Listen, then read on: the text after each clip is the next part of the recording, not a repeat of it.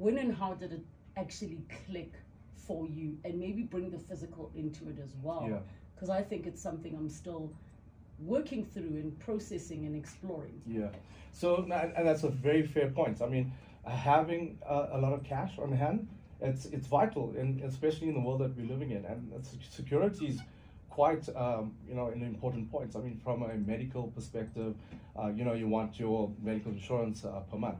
And if I could just allude to my experience was, when I hit rock bottom and I came out, and thinking about having all this money and access to cash, excuse me for lack of a better term, I started hating it because, who hates money? Who hates having a lot of money? But there are people, I think, if like in your position, who would hate money if, like those winners of jackpots around the world who say they wish they hadn't won, or they hate. I can totally believe you. Absolutely.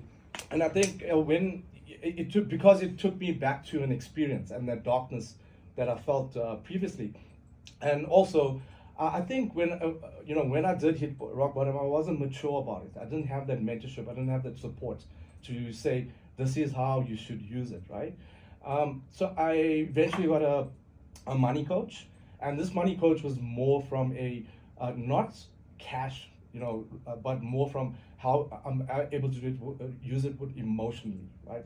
Use my cash emotionally, and from there it was looking at it, get money and love money, love the cash flow that's coming in, but it's the attitude that you have towards it, So you can have the attitude, okay, I want to live this lifestyle, I want the fastest car and such, but is that something that's necessarily going to make you very happy, and or is it something that will give you an experience that, internally, because you love yourself and do what the things that you want to do, and use that basically what you need in your life, right?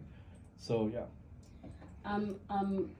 When I think about the fact that there are people who go to bed extremely stressed, and what that impact has on their bodies, people that are dealing with not knowing what the future holds, which is living in almost like a limbo of insecurity, financial insecurity.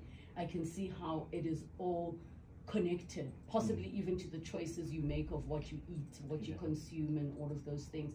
When we come back from the news, I want to jump into the stage of we know and understand the information.